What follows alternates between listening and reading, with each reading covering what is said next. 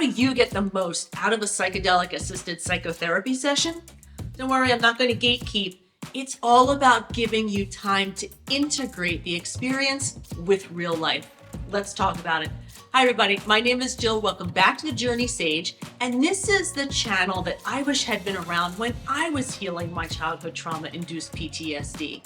Today's topic, the importance of integration and living life to heal, I think is super, super important, and honestly was, the thing that really made me heal better and more efficiently. And so what do I mean by that? Well, the time frame between my first and second journey was about 3 months.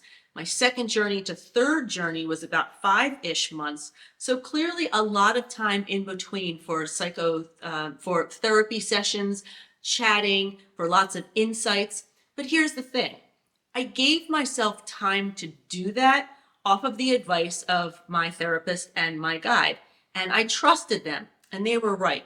Because here's what happens. Right after a psychedelic-assisted session, whether it be for PTSD with MDMA or depression with psilocybin, the days and the first week or two after that session are full of insights and healing and seeing patterns. And in my book, Rescuing Jill, I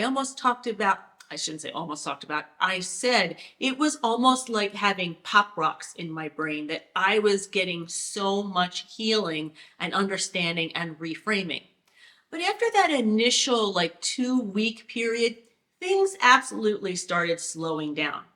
And what I learned was that to continue to integrate, I had to live. And I needed to live my life and start to understand how I was responding to things. And so here's a great example. After my second journey, a couple weeks after my second journey, I noticed that I was having an incredibly negative reaction to one of my colleagues at work. This colleague was not impacting my daily life. This colleague's behavior in no way, shape, or form was threatening to me. And I could not figure out why this person was just so on my nerves. And I know we all have had a colleague that just kind of gets under our skin. And I just couldn't figure it out because literally this person had no impact on my world. And so I walked the dog. Sadie dog is down here right now. I walked the dog and I just kind of said to myself, I'd like to understand why I'm responding so negatively to this person. When this person speaks, I can literally feel my body tightening up. And as I was walking, I had a couple of memories of my mother, conversations with my mother kind of come to the surface.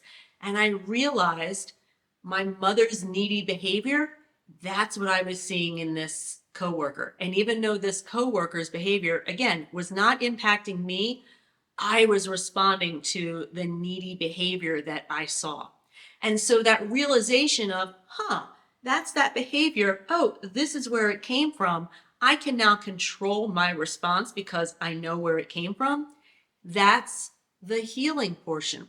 And if I hadn't had that colleague to help me kind of understand that I get a little triggered when I see needy behavior, well, then I really wouldn't be doing as much healing as I would like.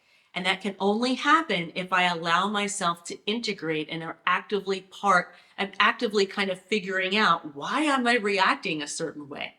So to me, taking time to integrate, making sure that as things come up in regular life, you take a moment to allow your mind to give you where the origin of how you're feeling came from. That was really a lot of my healing, and I just encourage everyone to be really patient with themselves, allow themselves to integrate, because that's where the healing took place for me. If you'd like to hear more about my story, my memoir, Rescuing Jill, and the companion workbook are both on Amazon. You can always head on over to thejourneysage.com for more information and resources. And as always, until next time, take care.